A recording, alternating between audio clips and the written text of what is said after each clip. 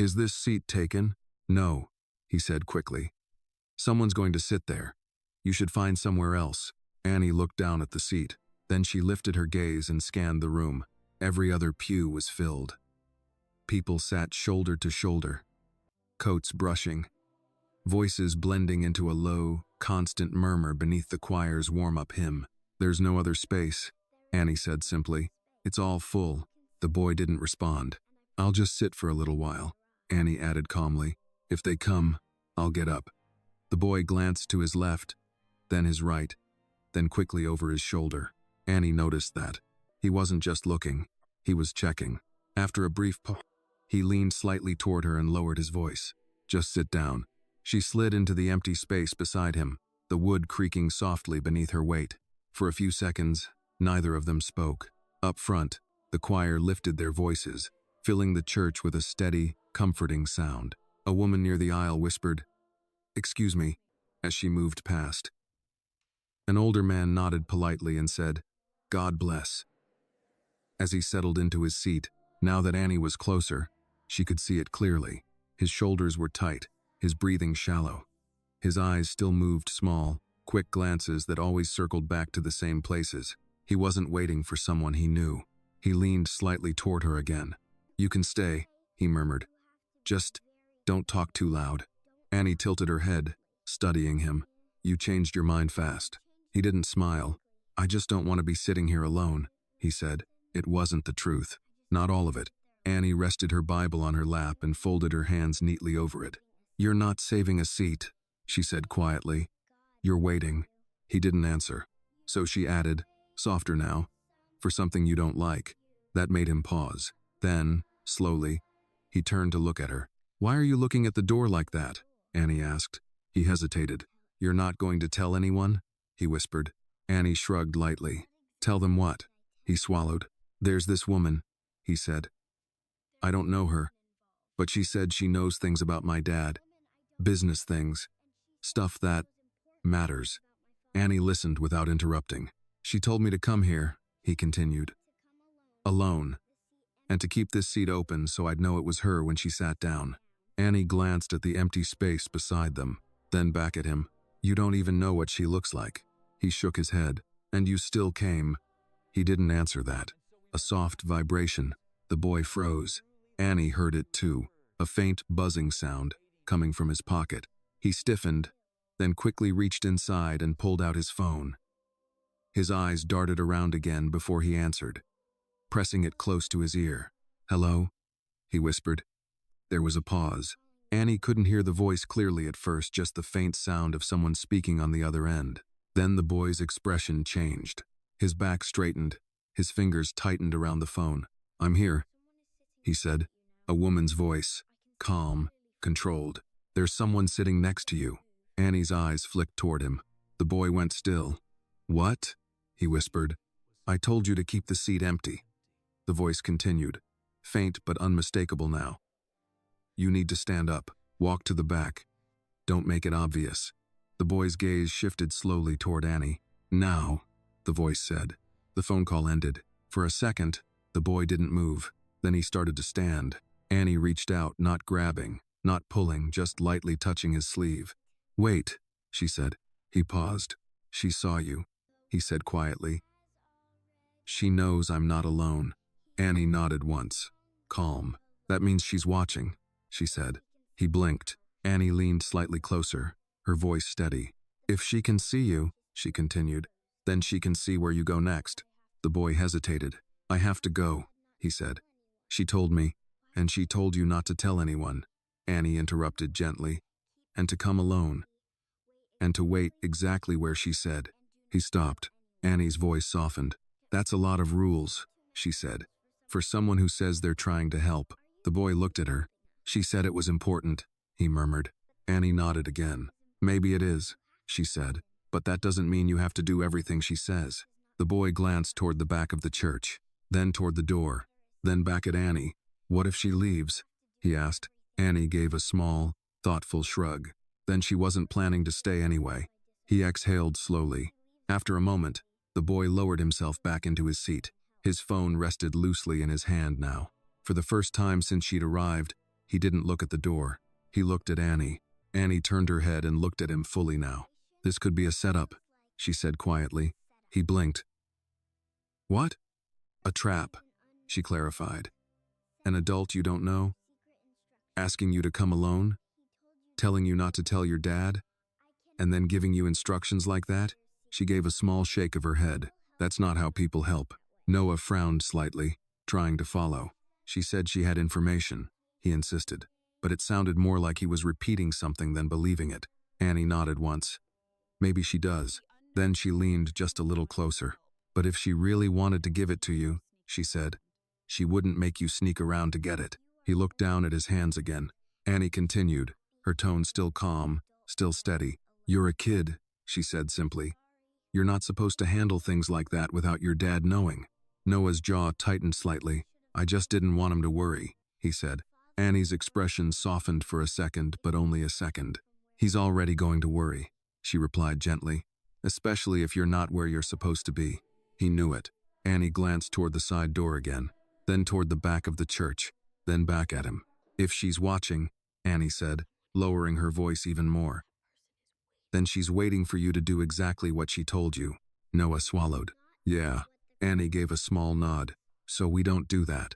"What do we do then?" he asked. Annie didn't answer right away. She glanced around again, not quickly, not nervously. Slowly. Carefully. The way someone checks a room without making it obvious. Annie leaned in just a little. "We leave," she said. Noah blinked. "Now?" She nodded. "While it's busy." He hesitated. "What if she sees us?" Annie gave a small shrug. "She already sees you," she said. "That's the problem. If this moment made you feel the tension and think twice about who to trust, take a second to like this video and tell me in the comments where you are watching from. And if you enjoy powerful stories like this, make sure you subscribe so you do not miss what comes next." That was also true. He looked toward the back again, then toward the door, then back at Annie. "And if we stay," she added, "we're doing exactly what she wants." That made him pause. Annie shifted slightly on the pew, her voice now just above a whisper. "When everyone stands again," she said. "We don't stand up straight." He frowned. "What?" "We go low," Annie explained. "Like we dropped something. Or like we're moving through the aisle. People won't notice if we're not at eye level." Noah stared at her. "That works?"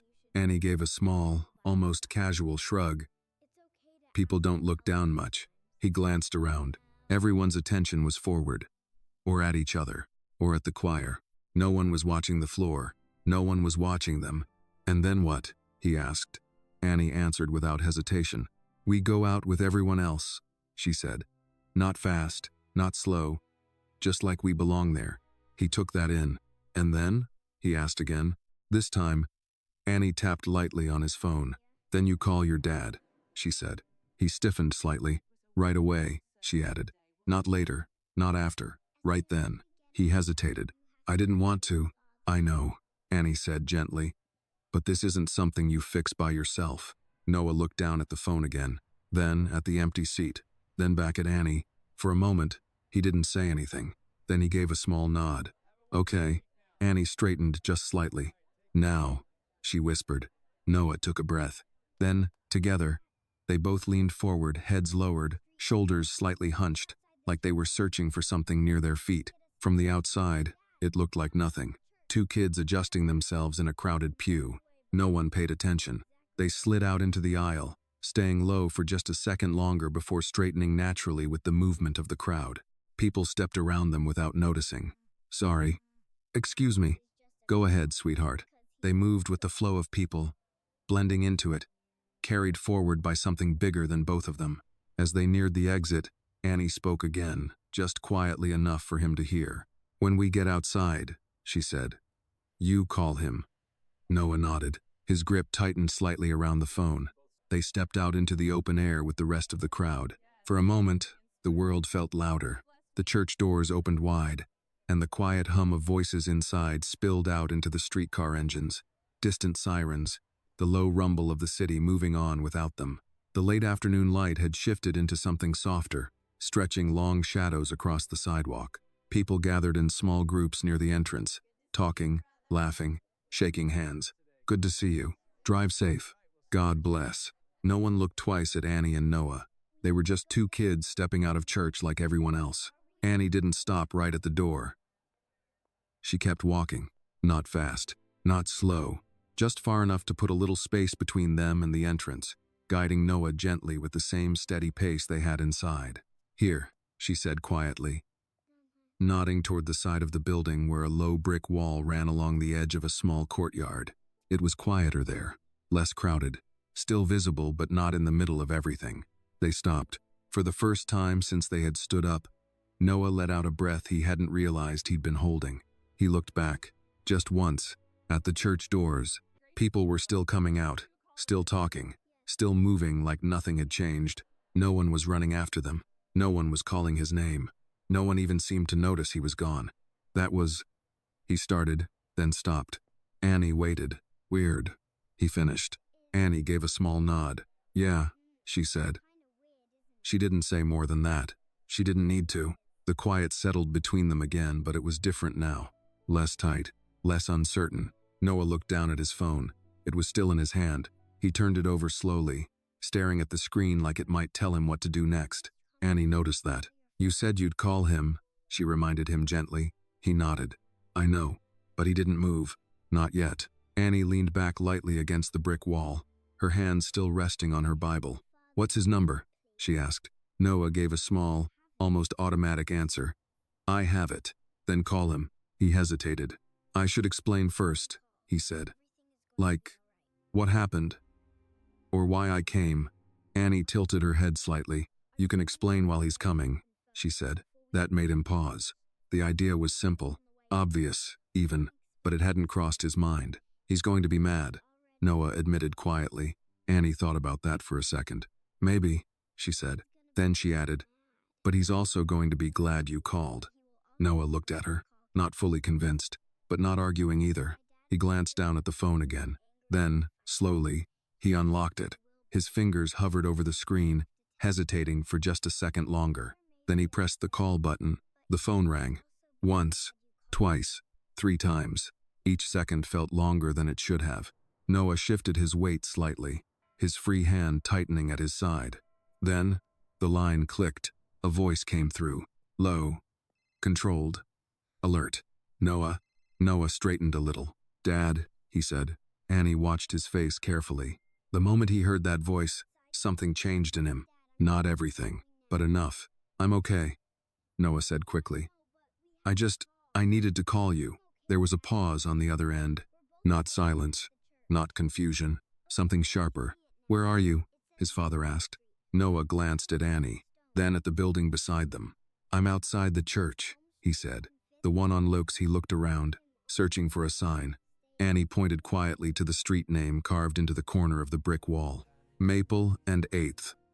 Noah finished. Another pause. Shorter this time. I'm on my way, his father said. No questions. No hesitation. Just a decision. Stay where you are. The call ended. Noah lowered the phone slowly. He didn't speak right away. Annie didn't rush him. You see? She said after a moment. He nodded. He didn't even ask what happened, Noah said. He will, Annie replied. Just not before he gets to you. Noah thought about that, then gave a small nod. That makes sense. They stood there quietly for a few seconds. The crowd from the church was thinning now. Cars pulled away from the curb. A few people lingered near the steps, finishing conversations. The world kept moving. Noah looked down at his phone again. It buzzed. Both of them saw it. The same unknown number. The screen lit up. For a second, neither of them moved. Then Noah turned the phone slightly, showing Annie. He didn't answer. He didn't even reach for it. He just looked. Annie studied the screen, then looked back at him. You don't have to pick it up, she said. He nodded. I know. The phone kept buzzing, then stopped. The screen went dark again. Nothing happened. No one appeared. No voice called out. Just quiet. Noah exhaled slowly. That feels different now, he said. Annie tilted her head. What does? The call, he said. Before, it felt like I had to answer. And now? He looked at the phone again, then slipped it into his pocket. Now it just feels like a call. Annie gave a small smile. Not big, not obvious, but real. That's because you made a choice, she said. He looked at her. You didn't let someone else make it for you. Noah leaned back slightly against the wall beside her. For the first time since they met, he didn't look tense, just thoughtful. After a moment, he spoke again. Why did you stay? He asked. Annie blinked. What? You could have just found another seat, he said. Or gone back to your mom. Annie shrugged lightly. You looked like you needed someone to sit there, she said. He frowned a little. Even if I said it was taken? She nodded.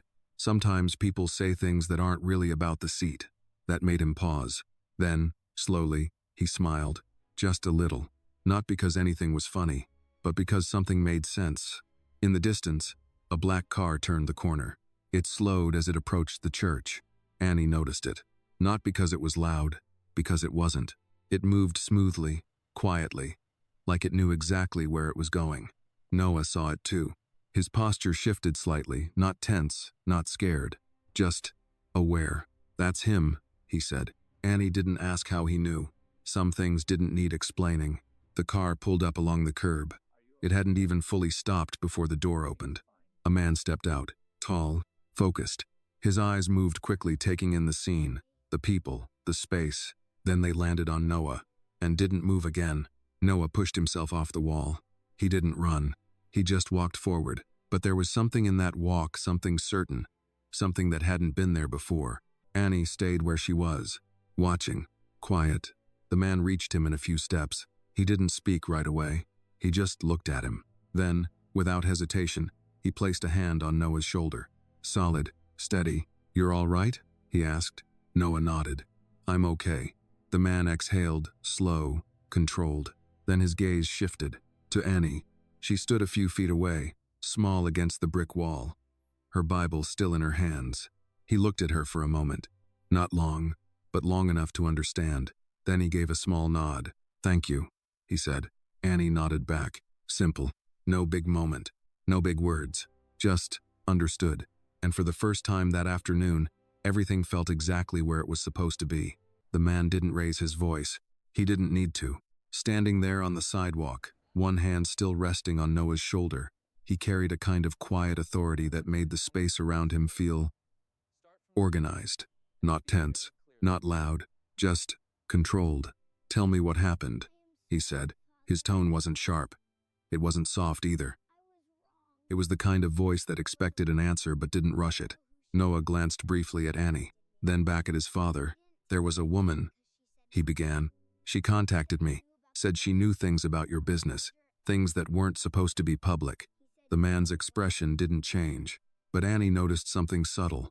His hand on Noah's shoulder tightened just slightly. Go on, he said. She told me to come to the church. Noah continued. Alone. And to keep a seat open so she could sit next to me. A pause.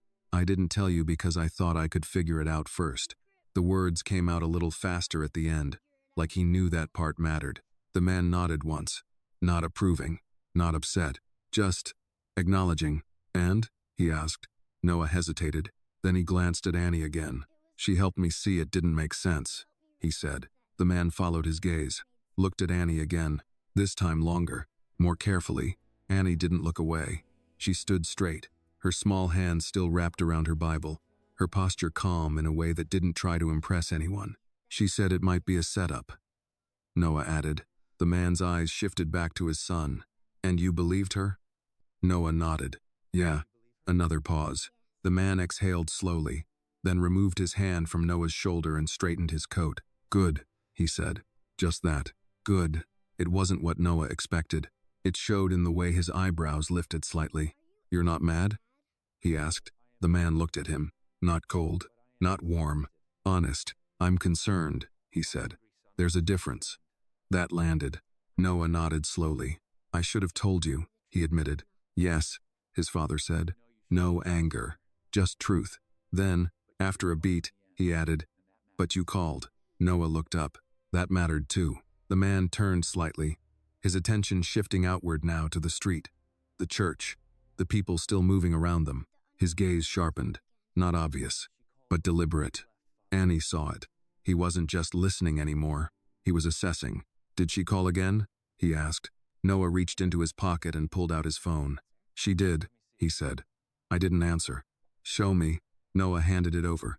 The man glanced at the screen, his eyes moving quickly, absorbing details without comment. Then he handed it back. All right, he said quietly. That was all. No long explanation, no visible reaction. But something had shifted. Annie felt it. The air around them seemed more focused now, like invisible pieces had started to move into place. The man turned back to her. What's your name? He asked. Annie, she replied. Her voice was clear, steady. Annie, he repeated, as if committing it to memory. He studied her for a moment, not in a way that made her uncomfortable, in a way that measured something deeper. You stayed with him, he said. It wasn't a question. Annie nodded. He looked like he needed someone to sit there, she said. The man's gaze didn't waver. And you decided that should be you. Annie gave a small shrug. Someone had to.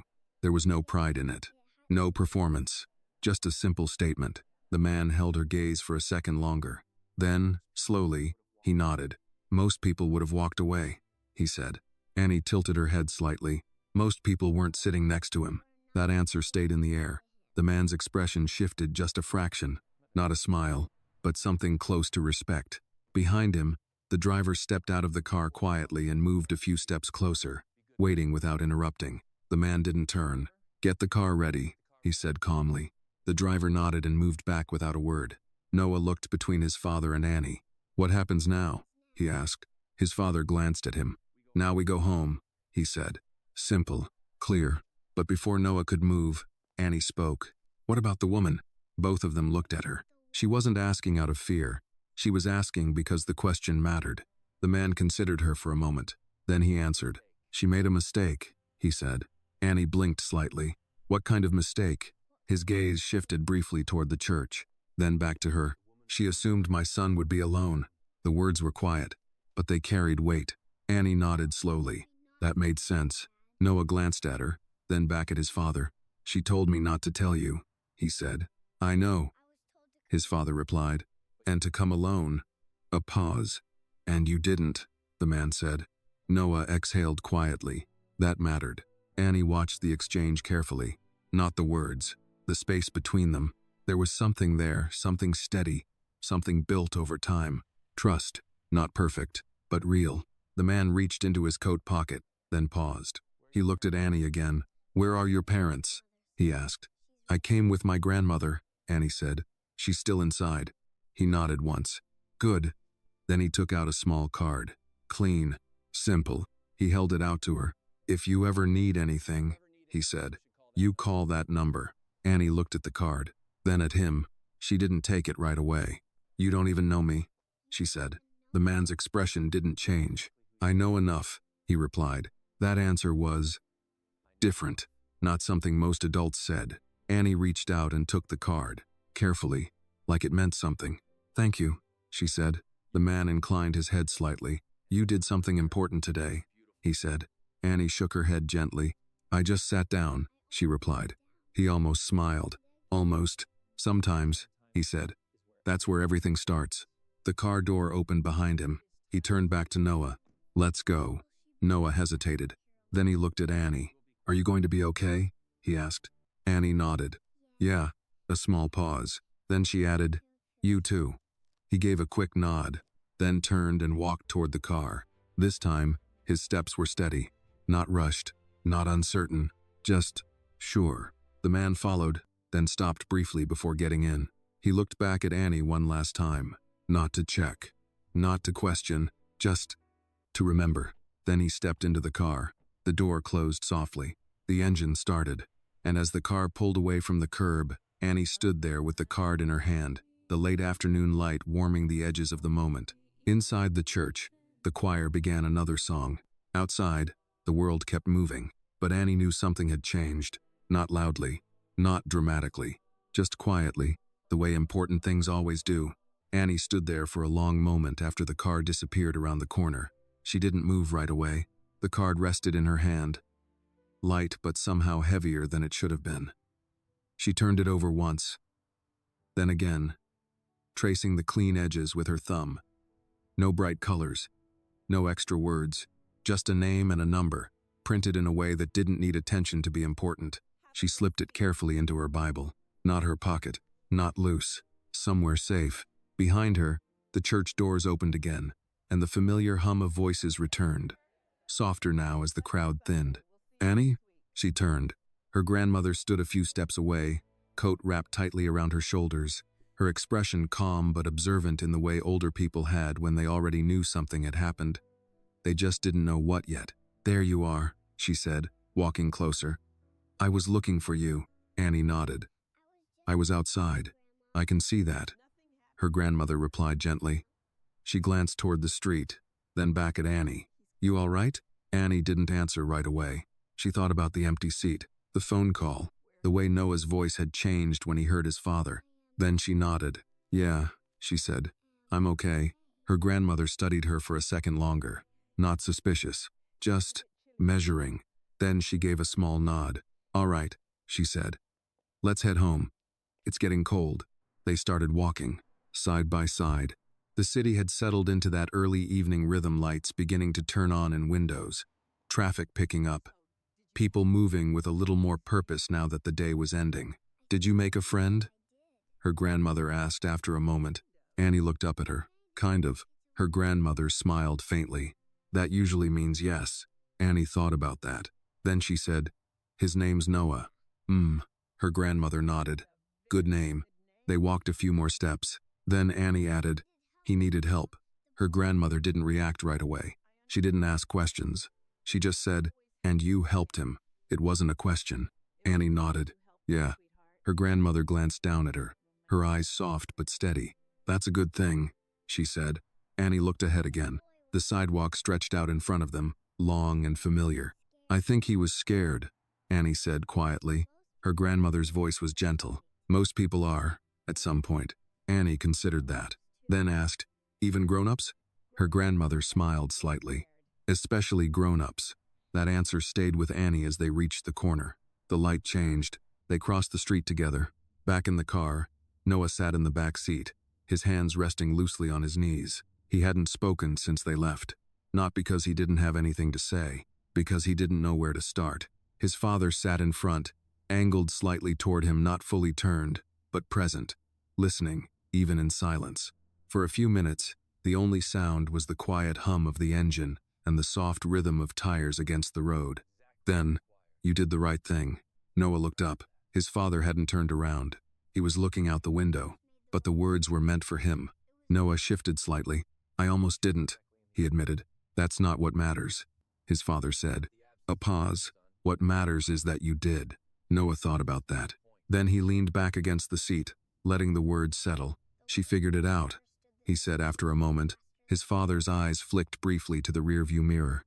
"The girl," Noah nodded. "She said it didn't make sense," he continued. "That if someone wanted to help, they wouldn't make me hide it from you." Another pause. She was right. His father didn't answer immediately. Then, quietly, he said, "Yes." Noah looked down at his hands. "She wasn't scared," he added. This time, his father did glance back, just for a second. "That doesn't mean she wasn't careful," he said. Noah nodded slowly. That sounded right too. The car turned onto a wider street, the buildings growing taller, the lights brighter. "Do you know who she was?" Noah asked. His father shook his head slightly. "No, a beat. But I intend to." Noah didn't ask what that meant. He didn't need to. Some answers came later. Some things adults handled in ways kids didn't have to understand yet.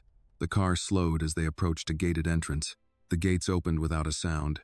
Noah watched as they drove through, the outside world slipping quietly behind them. Inside, everything was still, orderly, controlled, safe. The car came to a stop. Before Noah could open the door, his father spoke again. "Next time," he said, his voice calm but firm. "You come to me first." Noah nodded. "I will." No hesitation, no argument, just truth. His father studied him for a second, then gave a small nod. "Good." Noah stepped out of the car. The evening air felt cooler now, quieter. He looked up at the house, then back toward the gate. Even though he couldn't see past it anymore, somewhere out there, the church still stood, the empty seat, the moment that had changed everything. And Annie. He reached into his pocket, almost without thinking. His phone. No new calls, no new messages, just stillness. For a second, he wondered if she was home yet, if she had told anyone, if she even thought about it the same way he did. Then he stopped, because something about Annie told him she wasn't wondering about any of that. She had done what she needed to do, and moved forward. Inside the house, his father paused near the doorway. Noah, he turned. Yes? His father looked at him for a long moment, not assessing, not questioning, just present. That girl, he said. She made a difference today. Noah nodded. She did. A small pause. Then he added, quietly but clearly, so did you. Noah stood still for a second. Then, slowly, he nodded. And for the first time that day, he didn't feel like he had to figure everything out on his own. The house was quiet in a way that didn't feel empty. It felt guarded, not by noise, by design.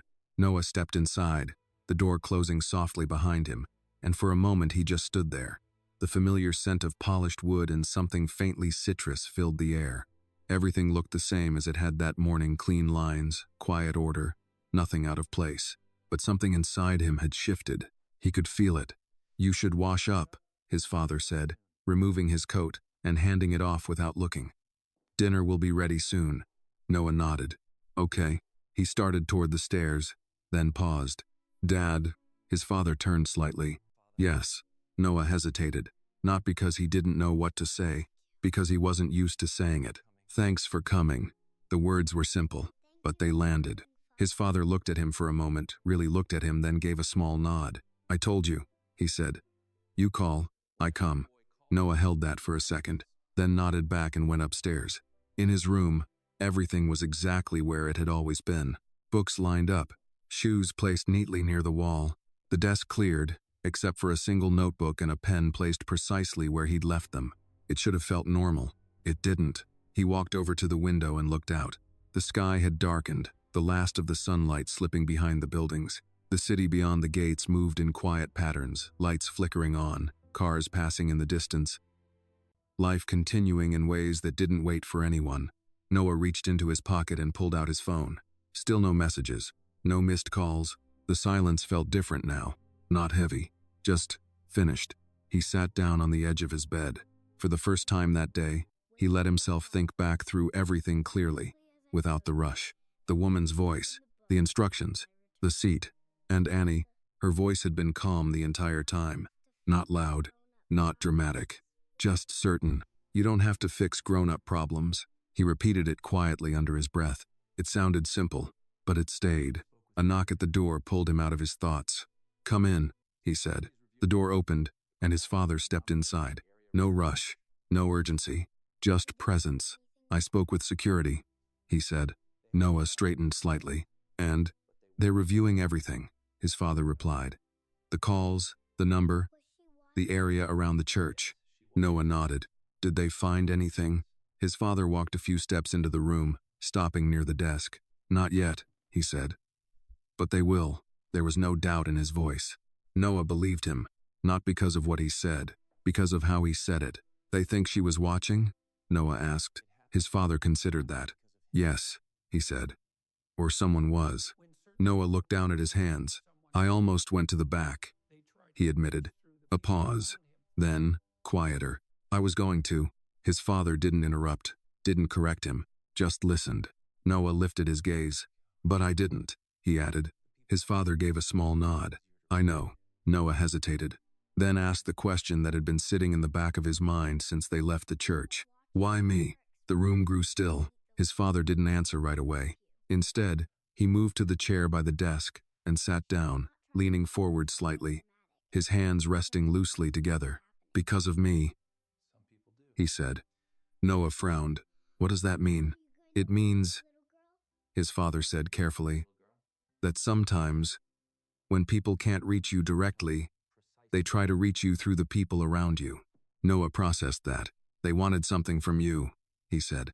Yes, and they thought I'd be easier. His father held his gaze. They were wrong. The words were steady, certain. Noah felt something settle in his chest. Not pride. Not exactly. Just clarity. They didn't know I'd meet Annie, he said. For the first time, Something shifted in his father's expression. Not surprise. Recognition. No, he said quietly. They didn't. Noah leaned back slightly. She wasn't trying to be anything, he said. She just saw it. His father nodded. Some people do. A small silence followed. Then Noah asked, "Are you going to find her?" His father's gaze didn't waver. Yes. No explanation. No detail. Just a promise. Noah nodded slowly. He believed that too. Another pause. Then his father spoke again. "That girl," he said. "What did she do exactly?" Noah thought about that, then answered simply, "She stayed." That was it. No long explanation, no complicated detail, just the truth. His father leaned back slightly in the chair, considering that. "Staying," he said after a moment, "is harder than it looks." Noah gave a small nod. "I think so." They sat in silence for a few seconds. Not uncomfortable, just quiet. Then his father stood. "Dinner," he said. Noah nodded. "I'll be down." His father moved toward the door, then paused. "Noah." He looked up. "Yes?" His father's voice softened slightly. "Next time you feel like you have to handle something alone," he said, "remember today." Noah held his gaze. "I will." His father nodded once, then left the room. The door closed gently behind him. Noah sat there for a moment longer. Then he reached into his pocket again, pulling out his phone. He stared at the screen, at the blank space where a message could be, where a name could appear. He didn't have Annie's number, didn't know where she lived, didn't even know her last name. And yet, he felt like he knew exactly what she would say if she were sitting there right now. Something simple, something clear, something that didn't make things bigger than they needed to be. He set the phone down on the desk.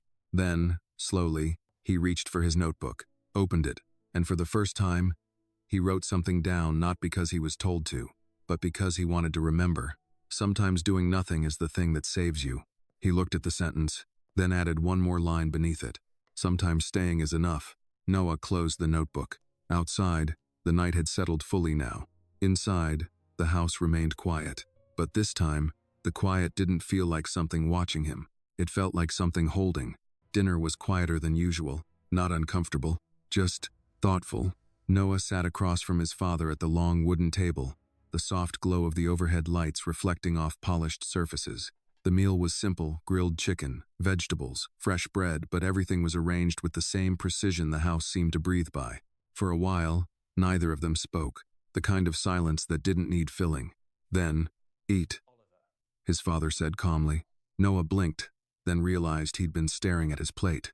"Right." He picked up his fork and took a bite, chewing slowly. His father watched him for a moment, not critically, just present. "You're still thinking about it," he said. Noah didn't deny it. "Yeah." A pause. "I keep going back to the same part," he added. "Which part?" Noah looked up. The moment I almost stood up. His father leaned back slightly in his chair. "And what about it?" Noah hesitated. "It didn't feel like a big decision," he said. "It felt small. Like just doing what I was told." His father nodded once. "That's how most important decisions feel," he said. Noah frowned slightly. "That doesn't make sense." "It does," his father replied. "The bigger the consequence, the smaller the moment usually looks." Noah sat with that. Fork paused midair. "You mean, like it doesn't look important until after?" "Yes." Noah slowly lowered his fork, and Annie saw it right away. His father's expression shifted slightly at the name. "Tell me about her," he said. Noah thought for a second. "She didn't talk like most people," he said. "How so?" "She didn't try to scare me," Noah explained. "And she didn't act like she knew everything either." He paused, searching for the right words. "She just pointed things out." His father nodded. "That's a rare skill." Noah gave a small, thoughtful nod. "She said if someone really wanted to help, they wouldn't make me hide it from you." His father didn't respond immediately. Then, quietly, "She's right." The words were simple, but they carried weight. Noah leaned back slightly. "I didn't think about it like that before," he admitted. "That's why perspective matters," his father said.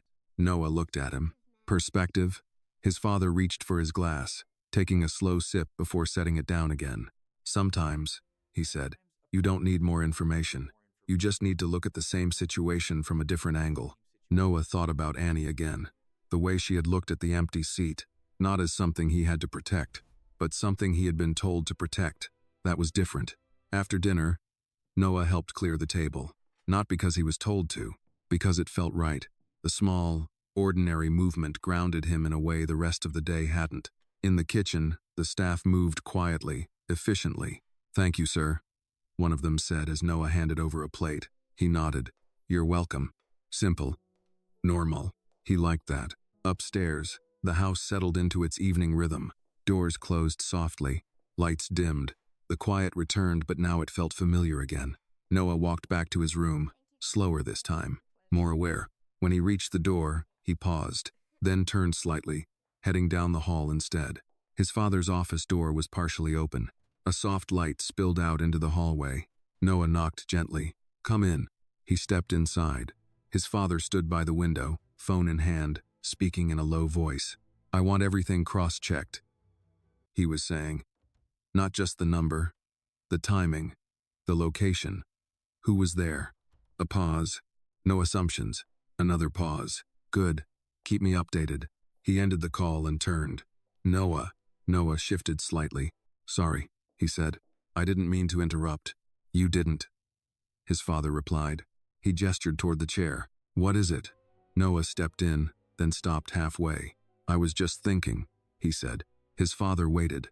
Noah took a breath. If Annie hadn't been there, he didn't finish the sentence. He didn't need to. His father understood. "Yes," he said, a quiet acknowledgement.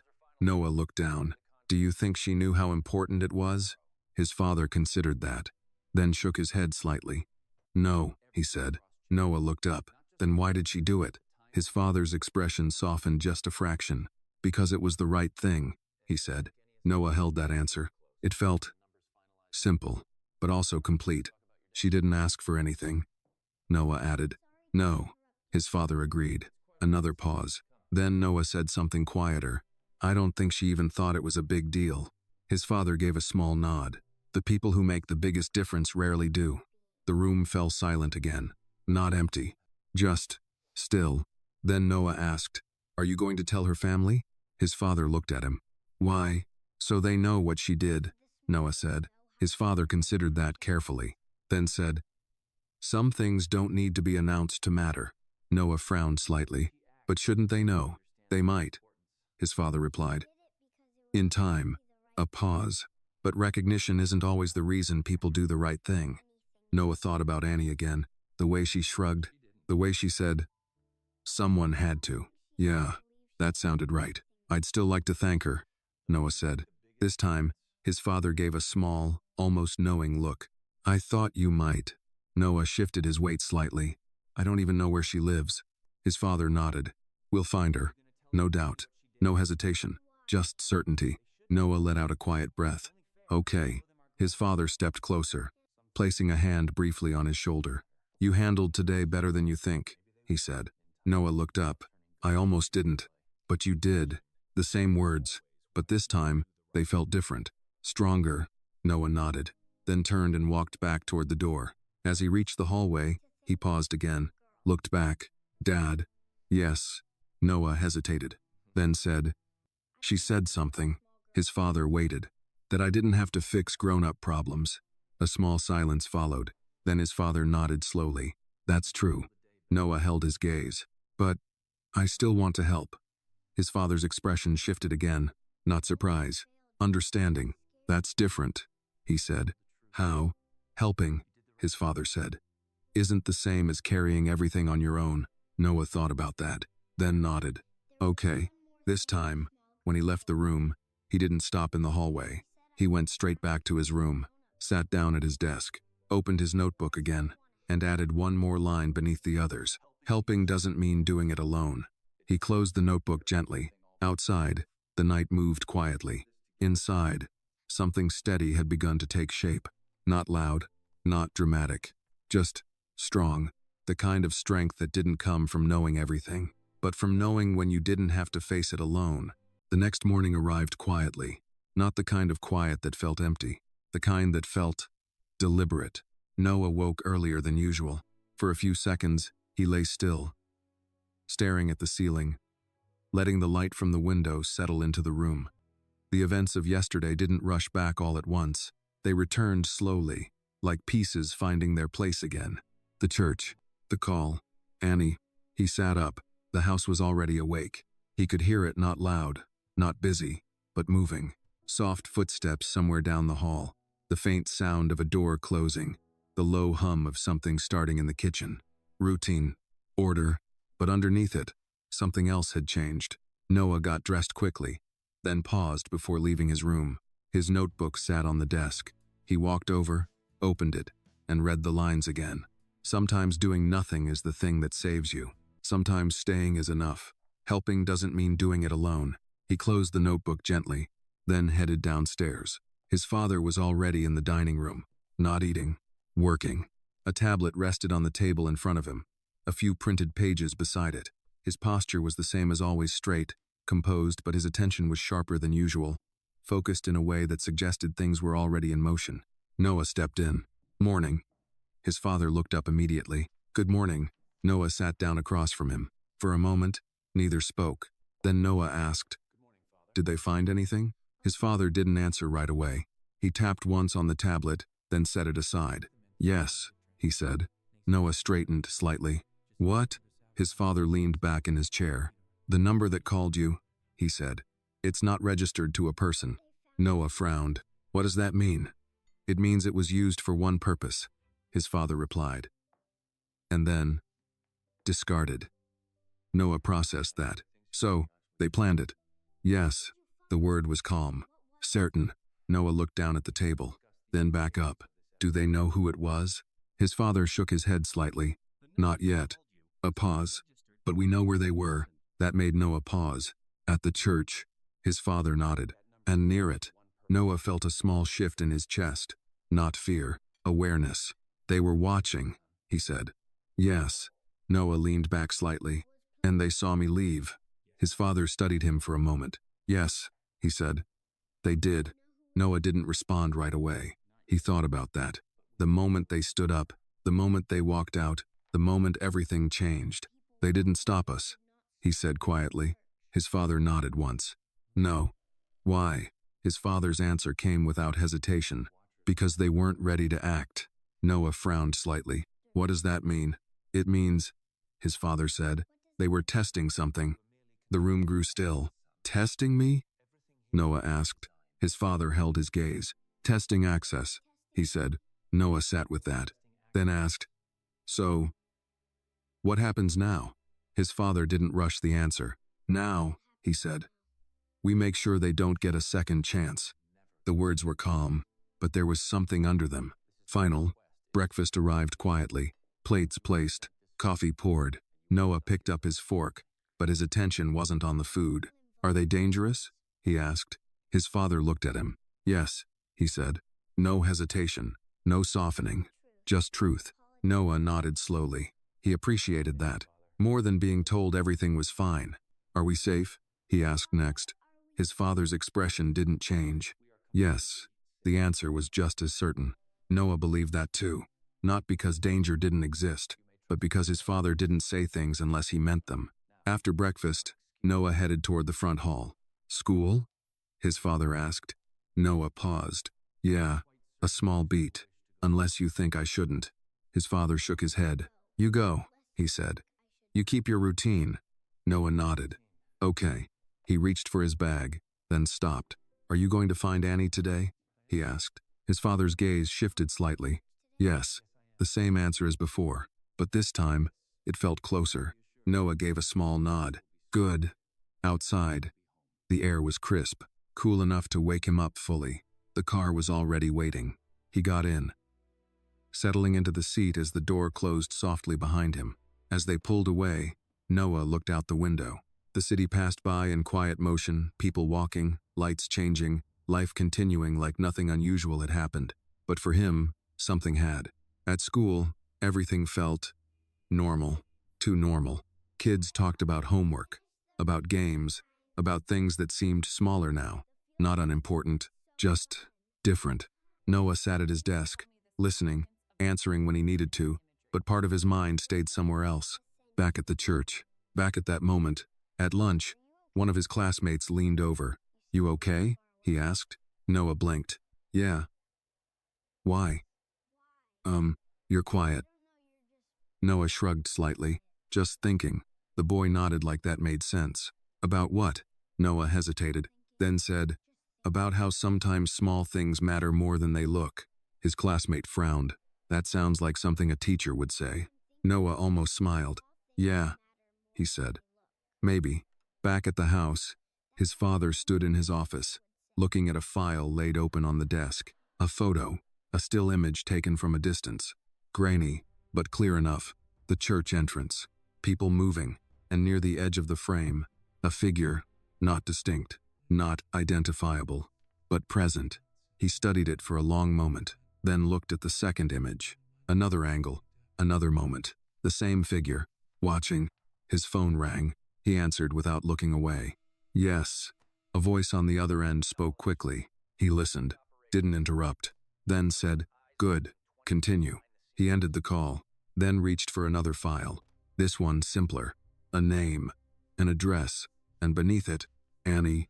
He looked at it for a long second, then closed the file gently. Sometimes, he said quietly to the empty room, the smallest person in the room sees the clearest. Outside, the day continued, but the pieces were moving now, and this time, they were moving in his direction. The afternoon moved slower than the morning, not because time had changed, because Noah had. He sat in class, his notebook open, the teacher's voice steady at the front of the room. Numbers filled the board. Instructions followed one after another. Pens moved. Pages turned. Everything continued the way it always did. But Noah found himself noticing different things. The pause before someone raised their hand, the way a classmate hesitated before answering, the quiet glance between two students who understood something without speaking. Small moments, the kind you didn't usually see unless you were looking for them. And now, he was. When the final bell rang, the room shifted instantly. Chairs scraped, voices rose, bags zipped. Kids moved quickly, eager to leave, to talk, to forget about the structure of the day. Noah didn't rush. He packed his things carefully, the same way he always did. But his mind was somewhere else, on a brick wall beside a church, on a quiet voice saying, you don't have to do this alone. Outside, the air was cooler than it had been in the morning. The sky had softened into that pale afternoon gray that made everything feel quieter than it really was. The car was already waiting. As Noah stepped inside, he noticed something immediately. His father wasn't there. That wasn't unusual, but today, it felt different. Home? The driver asked. Noah paused, then nodded. Yeah.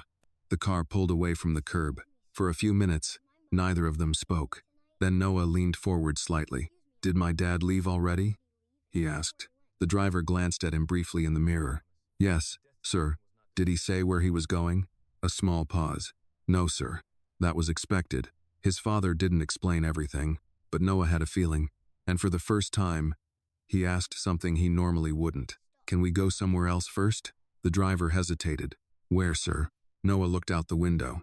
At the passing streets, at the people walking. Then he said it. The church. The driver didn't answer immediately. Then, I'll need to confirm. Noah nodded. I understand. The car slowed slightly as the driver made a call.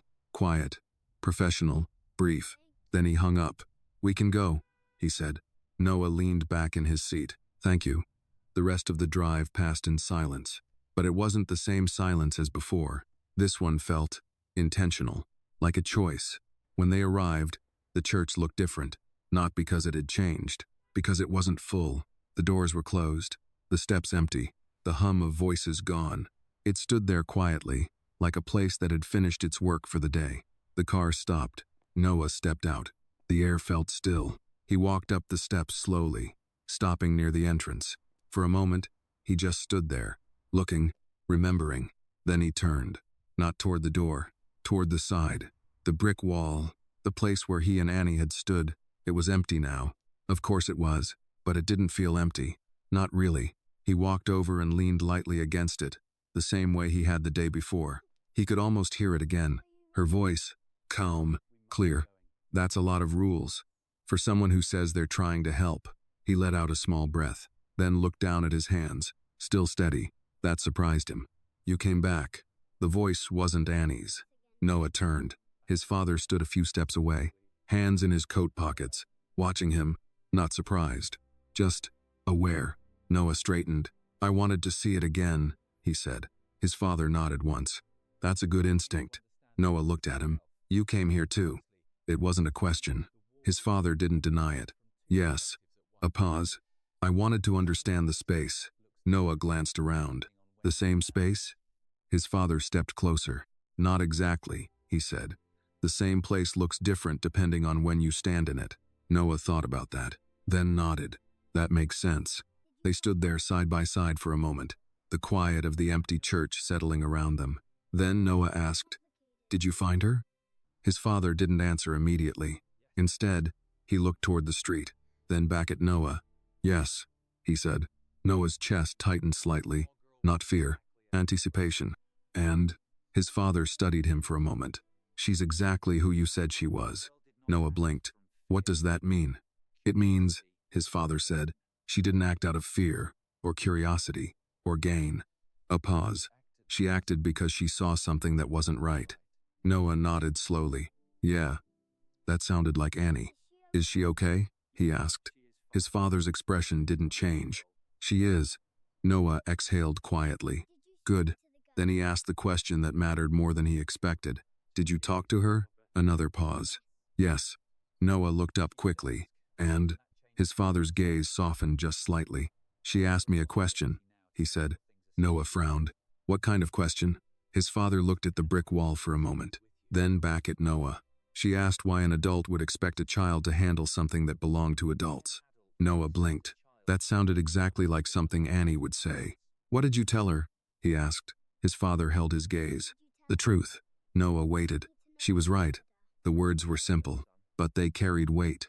Noah nodded. "She usually is." His father almost smiled. "Almost." Then Noah asked, "Did she know who you were?" A small pause. "Yes." Noah tilted his head slightly. "And she didn't care?" His father's expression shifted again. Not surprise. Recognition. "No," he said. "She didn't." Noah let out a quiet breath. That felt right. They stood there a little longer. Then Noah looked at the empty space beside him, the place where Annie had stood. "I think," he said slowly, "if she was here again, she'd say it's over." His father glanced at him. "And do you think it is?" Noah thought about that, really thought, then shook his head. "No." His father nodded. "Neither do I." A small silence followed. Then Noah asked, "What happens next?" His father looked out at the street again, then back at him. "Now," he said, "we make sure the next time someone tries something like this." He paused, just long enough. They don't get close enough to ask. Noah felt that, not as something heavy, as something steady. He nodded. "Okay." His father placed a hand briefly on his shoulder. "Come on," he said. "Let's go home." Noah took one last look at the wall, at the place where everything had changed. Then he turned, and this time, he didn't feel like he was leaving something behind. He felt like he understood it. The ride home felt quieter than before, not because nothing was happening, because everything had already begun. Noah sat in the back seat, his gaze drifting past the window as the city moved around him. Buildings passed. People crossed streets. Lights shifted from green to red and back again, but his thoughts stayed behind. At the church, at the wall, at the conversation that had somehow made everything clearer instead of more complicated. "You didn't ask what I said to her," his father said from the front seat. Noah blinked, pulled back from his thoughts. "I figured you'd tell me if it mattered," he replied. His father glanced at him briefly through the mirror. "It does." Noah leaned forward slightly. "Okay," he said. "What did you say?" There was a small pause, the kind that meant the answer wasn't simple. "I told her," his father said slowly, "that adults don't always recognize when they're asking children to carry things they shouldn't." Noah frowned a little. "That sounds like something she already knew." "Yes," his father agreed. "But sometimes the truth needs to be said out loud, even when both people understand it." Noah thought about that, then nodded. "What did she say?" he asked. His father's gaze shifted back to the road. "She said," he replied, "that knowing something is wrong and doing nothing about it are two different things." Noah went still. That sounded exactly like Annie. Not loud, not dramatic, just clear. She's not scared of saying things like that, Noah said quietly. No, his father agreed. She isn't. Another pause. Then Noah asked something he hadn't expected to ask. Did she trust you? The question lingered. His father didn't answer immediately. Instead, he considered it, carefully. I think, he said at last. She trusted what I did, more than what I said. Noah sat back slowly. That made sense. Annie didn't seem like someone who believed words just because they sounded right. She watched everything, Noah said. Yes. She didn't decide right away. No. A small silence followed. Then Noah said, that's probably why she saw it. His father didn't respond, but the corner of his expression shifted slightly. Agreement. When they arrived home, the gates opened as they approached. The house stood exactly as it always had, still, composed, untouched by what had happened beyond its walls. But Noah knew better now. Things didn't have to look different to be different. Inside, the evening had settled in. Lights were dimmer, the air quieter, but there was movement beneath it. Subtle, intentional. His father didn't go to the dining room this time. He turned toward his office. Noah. He stopped. Yes? His father looked at him. We're going to talk to someone tonight. Noah frowned slightly. Who? A man who believes information can be used without consequence, his father said. Noah processed that. The woman? He asked. No, his father replied. Someone behind her. Noah's posture shifted slightly. Not fear. Focus. Am I supposed to be there? His father studied him for a moment, then shook his head. No. A pause. This part is mine. Noah nodded. He understood. Helping didn't mean being in every room. Okay. He turned to head upstairs, then stopped. Dad? His father looked at him again. Yes? Noah hesitated, then said, she said something else. His father waited. That people who make things complicated usually don't want you to see what's simple. The room grew quiet. His father held his gaze, then nodded slowly. She's right. Noah gave a small nod back, then went upstairs. In his room, he didn't go to the window this time. He went straight to his desk, opened his notebook, read the lines again, then added one more. Simple things are easier to see when you stop being told where to look. He closed the notebook, sat there for a moment, then leaned back in his chair. Downstairs, the house shifted. Doors opened. Footsteps moved. Voices low, controlled, deliberate, began to carry through the walls, not loud enough to hear clearly, but present enough to know something was happening. Noah didn't go down. He didn't try to listen. He stayed where he was, because for the first time, he understood something he hadn't before. Not every part of a situation belonged to him, and that was okay. Hours passed. The night deepened.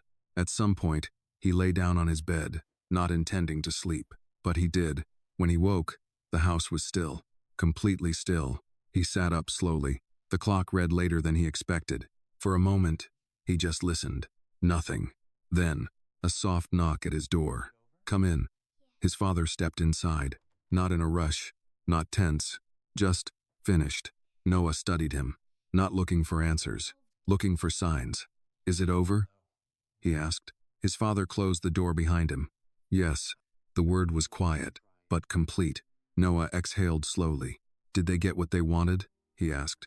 His father's expression didn't change. No. A pause. They won't try again. Noah nodded. He believed that. Not because it sounded reassuring, because it sounded final. His father stepped further into the room, then said something unexpected. You were part of that outcome. Noah frowned slightly.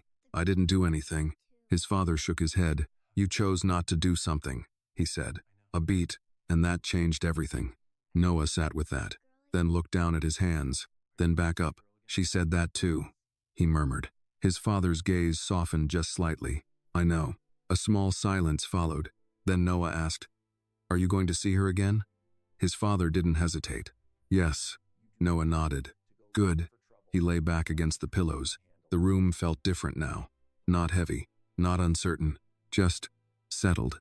His father turned toward the door, then paused. Noah. He looked up. Yes. His father held his gaze for a moment, then said, You don't need to look for trouble to prove you can handle it. Noah nodded slowly. I know. A pause. Then he added, But if it shows up, his father gave a small, knowing nod. You won't ignore it. Noah smiled faintly. Yeah. His father opened the door, stepped out, and the house returned to silence. But this time, it wasn't the kind of silence that waited. It was the kind that meant something had already been handled, and somewhere in the quiet of that night, a lesson had settled into place. Not loud, not forced, just understood. The next day didn't arrive with urgency. It arrived with clarity. Noah noticed it the moment he opened his eyes. There was no lingering tension in his chest. No unfinished question waiting at the edge of his thoughts. Just a quiet awareness that something had been resolved, not loudly, not dramatically, but completely. He sat up slowly, letting the morning light settle across the room. For a moment, he didn't move. Then he reached for his notebook. He didn't open it right away. He just held it, because now it meant something more than before. Finally, he flipped it open and read the lines again. Sometimes doing nothing is the thing that saves you. Sometimes staying is enough. Helping doesn't mean doing it alone. Simple things are easier to see when you stop being told where to look. He traced the last line lightly with his finger, then added one more beneath it. Knowing when something is over is part of knowing what mattered. He closed the notebook, and for the first time since the church, he didn't feel like he was looking for answers anymore. He felt like he had them. Downstairs, the house moved in its usual rhythm. Breakfast was already set. His father sat at the table, not working this time. Just there. That alone told Noah something had shifted. "Morning," Noah said. "Good morning." Noah sat down. For a few seconds, neither spoke. Then Noah asked, "You slept?" His father gave a small nod. "Yes." It wasn't a long answer, but it was honest. Noah nodded back. That mattered. They ate quietly for a moment. Then Noah said, "You said it was over." "Two." "Yes, and you meant it." His father looked at him. "I don't say things I don't mean." Noah held his gaze. "I know." A pause. Then Noah asked something different. "Do you think they'll understand why it didn't work?" His father leaned back slightly in his chair. "No," he said. Noah blinked. "Why not?" "Because they were looking at the wrong thing," his father replied. Noah frowned slightly. What were they looking at? His father's answer came simply. Control. Noah thought about that, then said, "And what should they have been looking at?" His father met his eyes. Choice. That settled between them. Clear. Uncomplicated. Noah nodded slowly. "Annie said something like that too," he murmured. His father's expression shifted slightly. "I'm not surprised." After breakfast, Noah didn't go straight to his room. He followed his father instead. Not because he was told to, because he wanted to. They walked down the hallway together, quiet but in step. When they reached the office, his father stopped. "Come in." Noah stepped inside. The room looked the same as always, orderly, precise, every object in its place. But on the desk, there was a single envelope, plain, unmarked. His father walked over, picked it up, and held it for a moment, then handed it to Noah. "What's this?" Noah asked. "Something for you to give her," his father said. Noah looked at the envelope, then back at him. "You're not giving it yourself." His father shook his head slightly. "No." A pause. "This part belongs to you." Noah held the envelope carefully. It wasn't heavy, but it felt important. "Are we going to see her today?" he asked. "Yes." Noah nodded. "Okay." They left the house not long after. The drive felt different this time. Not tense, not uncertain, just direct. No detours, no questions. When they arrived, the neighborhood was quieter than Noah expected. Smaller homes, closer together. The kind of place where people noticed things not out of suspicion, but out of habit. Noah stepped out of the car. He looked around, then at his father. "This is where she lives?" "Yes." Noah nodded slowly. It made sense, not because of what it looked like, because of how she had been, simple, clear, grounded. They walked up the short path together. Noah held the envelope in both hands now, not tightly, just carefully. His father stopped a few steps behind him. "This is your conversation," he said. Noah glanced back, then nodded. He stepped forward and knocked on the door. A moment passed, then footsteps. The door opened, and there she was. Annie. Same calm eyes, same steady presence. She looked at Noah first, then at his father, then back at Noah. "You came back," she said, not surprised, just acknowledging. Noah nodded. "Yeah." A small pause. Then he held out the envelope. "This is for you."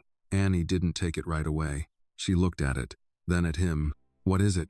She asked. Noah hesitated, then said honestly, I don't know exactly. That seemed to satisfy her more than any explanation would have. She reached out and took it, carefully, like it mattered.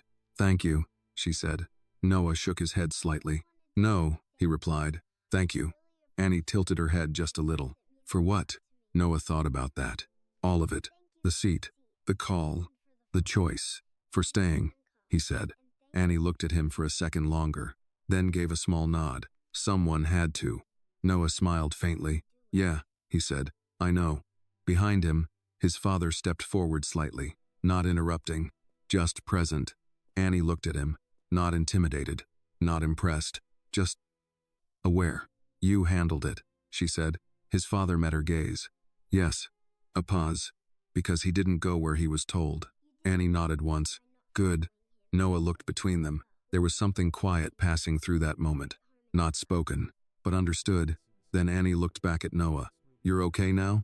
She asked. He nodded. Yeah. A small pause. Then he added, Are you? She shrugged lightly. I was okay before. Noah let out a small breath. That sounded like her. His father watched them both, then said, quietly, You did something important. Annie shook her head. I just said what made sense. His father gave a slight nod. That's rarer than you think. Annie didn't respond. She didn't need to, because for her, it wasn't about being rare. It was about being right. And for the first time since it all began, the three of them stood there not as strangers, not as parts of a problem, but as people who had seen the same truth and chosen the same thing. Annie didn't open the envelope right away. She held it in both hands, turning it slightly, feeling its weight the same way she had felt the room at the church without rushing, without assuming. Noah noticed. His father did too. Behind Annie, the house was quiet. A small hallway, a worn rug, a coat hanging neatly by the door. It wasn't large, but it felt lived in the kind of place where things weren't arranged to impress anyone, only to be used. Can I open it? Annie asked. Her voice wasn't hesitant, just respectful. Noah nodded. It's yours. She glanced once more at his father. He gave a small, confirming nod. Annie slipped her finger under the edge of the envelope and opened it carefully. Inside was a single folded sheet, and something else. She pulled them out. First, the paper. She unfolded it slowly. Her eyes moved across the page not quickly, not skimming, reading each line like it mattered. Then she looked at the second item. A check. She didn't react immediately. No surprise. No excitement. Just stillness. Noah watched her closely. What does it say? He asked.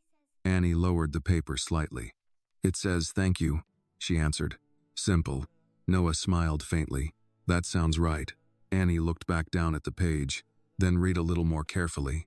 It says, she paused, choosing the words, that sometimes the right decision comes from people no one is watching. She lifted her eyes, and that it shouldn't go unnoticed. The words sat between them. Noah glanced at his father. His father didn't speak. He didn't need to. Annie looked down at the check again, then back at Noah. Why? She asked. Not confused, not suspicious, just honest. Noah hesitated, then answered the only way he could. Because you helped. Annie shook her head slightly. I didn't help you, she said. You made your own choice. Noah nodded. I know, he said. But you helped me see it. That was different. Annie paused, then looked at his father. He met her gaze. This isn't payment, he said calmly. Annie's eyes narrowed just slightly. Then what is it? Acknowledgement, he replied. A small silence followed. Annie considered that, then asked, of what? His answer came without hesitation. Of the fact that you saw something others might have ignored. Annie looked down at the check again. Her fingers rested lightly against it. Then she folded the paper back along its original crease, carefully, deliberately, and placed both items back into the envelope. I can't take this, she said. Noah blinked. What? His father didn't move. Why not? Noah asked. Annie looked at him. Because I didn't do it for this. I know, Noah said quickly. That's why. She shook her head gently. That's not the same thing. Noah paused. He hadn't expected that. Annie held the envelope out, not pushing it away, just offering it back. You said thank you, she continued. That's enough. Noah looked at the envelope, then at his father. His father didn't reach for it, didn't interrupt. He just watched. Annie added, quieter now. If I take this, it changes what it was.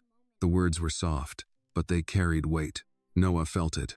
He didn't fully understand it, but he felt it. His father stepped forward slightly, not imposing, just present. And if it doesn't change it? He asked. Annie looked at him. It does, she said. A pause. Because then next time, I might think about this first. Silence. That answer stayed. Noah looked down, then back at her. You wouldn't, he said. Annie gave a small shrug. I don't know that. His father studied her, longer this time, not evaluating, understanding. Then, slowly, he nodded. Fair, he said. Annie lowered her hand slightly, but didn't pull the envelope back. The moment stretched, not uncomfortable, just real. Then Noah spoke again. What if it's not about what you did? He asked. Annie tilted her head. What do you mean? Noah hesitated, then said, what if it's about making sure you don't have to worry about things you shouldn't have to worry about? Annie blinked. That was different. She looked at him carefully now, not just listening, thinking. My grandma says that too, she said quietly. About what? That kids shouldn't carry things that belong to adults. Noah nodded. That's what my dad said. Annie glanced between them, then back at the envelope. Her fingers tightened slightly, not rejecting it, not accepting it, just holding the moment. What would you do? She asked suddenly. Noah blinked. With what? If it was you, she said. Would you take it? Noah didn't answer right away. He thought about it, really thought. Then he shook his head. No. Annie's eyes softened slightly. Why not? He looked at her. Because then it wouldn't feel the same, he said. A small silence followed. Then Annie nodded. Yeah. She extended the envelope again. This time, his father took it. Not reluctantly, not insistently, just accepting her decision. Understood, he said. No argument, no persuasion, just respect. Annie gave a small nod. Thank you. Noah looked between them. Something had just happened. Something quiet, but important. His father placed the envelope back into his coat, then looked at Annie again. There's something else, he said. Annie waited. If you ever need help, he continued, you don't have to earn it first. That made her pause. Really pause, because that was different. No condition, no exchange, just offered. She nodded slowly. Okay. Noah smiled faintly. That sounds more like you, he said. His father glanced at him briefly, then back at Annie. The moment settled, complete, not because something had been given, but because something had been understood. Annie stepped back slightly. Well, she said, I should probably go help my grandma. Noah nodded. Yeah. A small pause. Then he added, I'm glad I came back. Annie gave a small, simple smile. Me too. His father stepped back as well, giving space. As they turned to leave, Annie spoke one more time. Hey, Noah. He turned. Yeah? She looked at him, calm, steady. You did the hard part. Noah frowned slightly. I didn't do anything. Annie shook her head. You didn't do what you were told, she said. A beat. That's harder. Noah held her gaze, then nodded. Okay. And as he walked away, he realized something. The hardest decisions didn't feel big when you made them, but they changed everything after. The walk back to the car felt different from the walk to the door, quieter, not because no one was speaking, but because nothing needed to be said right away. Noah walked beside his father, hands in his pockets, his steps slower than before, not hesitant, just thoughtful. Behind them, the door to Annie's house closed softly. No sound of finality, just closure. They reached the car. The driver opened the door without a word. Noah got in first. His father followed. The door shut, and for a moment, the world outside stayed exactly where it was. Small houses, narrow streets, the ordinary rhythm of a place that didn't need to announce itself. The car pulled away. Noah looked out the window again. But this time, he wasn't searching for anything. He was replaying. Not the danger, not the call, the choices. She really meant it, Noah said after a while. His father didn't ask what he meant. Yes, he replied. Noah shifted slightly in his seat. She didn't even think about it like we did. No, his father said. She thought about it the way it actually was. Noah glanced at him. What's the difference? His father rested his arm lightly against the door. We tend to make things more complicated than they are, he said. She removes what doesn't matter. Noah considered that, then nodded slowly. Yeah, he said. That sounds like her. A small pause. Then Noah asked something quieter. Did I make it more complicated? His father turned his head slightly. Of course, he said. Noah blinked. Oh, there was no criticism in the answer, just truth. Then his father added, that's how people learn. Noah relaxed slightly. Okay. The city shifted as they drove. Buildings grew taller again. Streets widened. The rhythm changed, but Noah's thoughts stayed behind, somewhere between a wooden pew and a brick wall. She said something before we left, Noah said. His father waited. That not doing what you're told is harder than it sounds. His father nodded once. It is. Why? Noah asked. His father didn't answer immediately. He looked out the window for a moment, then back at Noah. Because most people are taught to follow instructions before they're taught to question them, he said. Noah thought about that. And questioning feels like doing something wrong, he added. Yes. Noah leaned back. But sometimes it's the right thing. Yes. The answer came just as clearly. The car slowed as they approached the gates. They opened without a sound. The house came into view again, unchanged, steady, waiting. But Noah didn't feel like he was returning to the same place. He felt like he was bringing something back with him. Inside, the house was quiet, not empty, just settled. Noah stepped in and paused for a second, not because he had to, because he noticed the same floor, the same light, the same silence. But now, it felt different. His father moved past him, removing his coat. Noah. He turned. Yes? His father looked at him for a moment. You handled today well. Noah tilted his head slightly. I didn't do anything today. His father shook his head. You understood something today, he said. A pause. That matters more. Noah nodded slowly. Okay. His father gave a small nod back, then turned toward his office. Noah stood there for a moment longer, then headed upstairs. In his room, everything was exactly as he left it. The desk, the notebook, the quiet. He walked over and sat down, opened the notebook again, read every line, then stared at the empty space beneath them.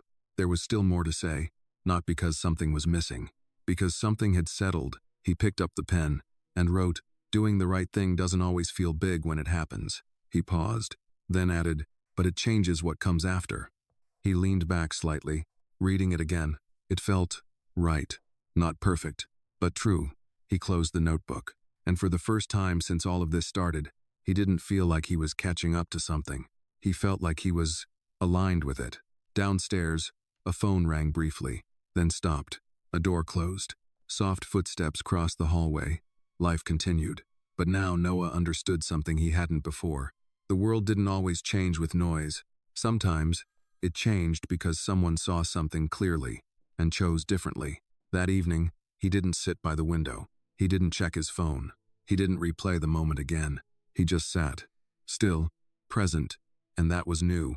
Later that night, as the house settled fully into silence, Noah lay in bed, staring at the ceiling, not searching, not questioning, just thinking. About a girl who had no reason to stay, but did. About a voice that didn't try to control, just clarified. About a choice that didn't feel big, but was. He turned slightly, closing his eyes. And just before sleep took him, one final thought passed quietly through his mind. Not everything important announces itself. Some things just happen, and you only realize later. They were the moment everything changed. The morning came gently, no urgency, no unfinished weight, just light. Noah woke before the alarm, his eyes opening to the quiet glow of early sunlight stretching across his ceiling. For a few seconds, he stayed still, listening not for something to happen, but for what was already there. Silence, steady, complete. He sat up slowly, letting the stillness settle inside him instead of pushing it away. There was nothing left to figure out. That surprised him. A few days ago, he would have expected more questions, more conversations, more explanations. But now, there was just understanding. He got up and walked to his desk. The notebook was still there, waiting, but not in the same way. He opened it. Read every line again, one by one, not searching for meaning, recognizing it. Sometimes doing nothing is the thing that saves you. Sometimes staying is enough. Helping doesn't mean doing it alone. Simple things are easier to see when you stop being told where to look. Knowing when something is over is part of knowing what mattered. Doing the right thing doesn't always feel big when it happens, but it changes what comes after. Noah rested his hand lightly on the page. Then, slowly, he added one final line. Some people don't change your life by doing something big, but by helping you see clearly. He sat back, read it once, then closed the notebook. And this time, he didn't feel like anything was missing. Downstairs, the house was already awake, but different, lighter. When Noah entered the dining room, his father was there.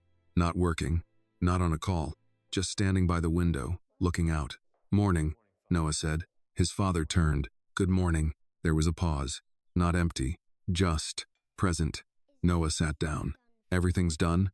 he asked. His father nodded. "Yes." No elaboration, no need. Noah accepted that, not because he didn't care, because he trusted it. They ate quietly, the kind of quiet that didn't need conversation to feel complete. Then, after a few minutes, Noah said, "I think I understand something now." His father looked at him. "What is it?" Noah thought for a second, then said that it wasn't really about the woman. His father didn't interrupt. "Or the call," Noah continued. "Or even the church."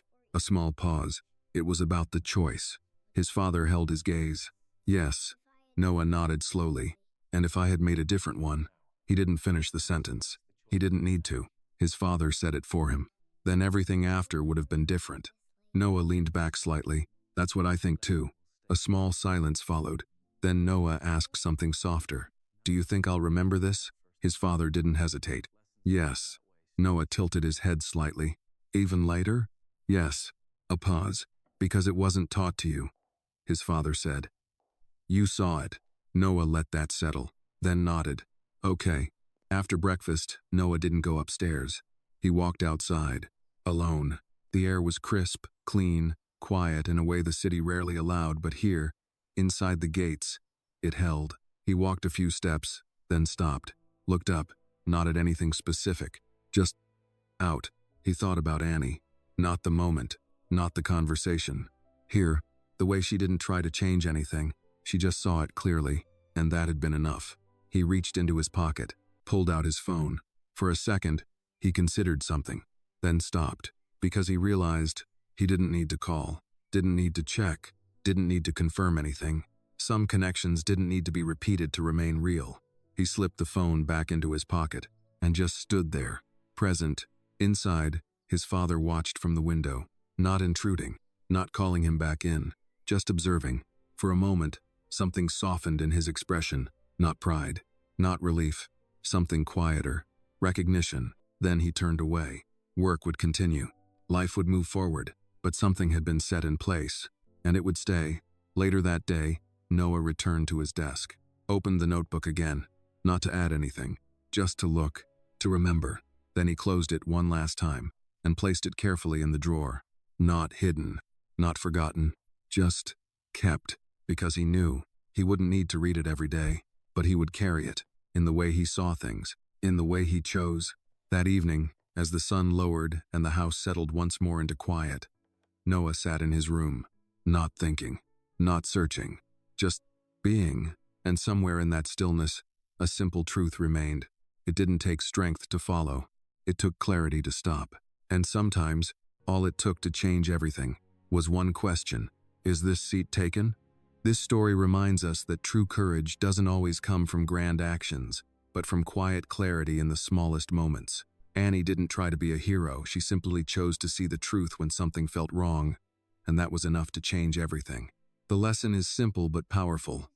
We don't have to carry burdens that aren't ours, and we don't have to follow every instruction just because it's given. Real strength lies in knowing when to pause, when to question, and when to choose differently. And sometimes, the people who change our lives the most are not the ones with power, but the ones who help us see clearly when it matters most. This video is a work of fiction created with the assistance of artificial intelligence. All characters, events, and situations are not real and do not represent any actual people or true stories. The content is intended for storytelling and emotional illustration only.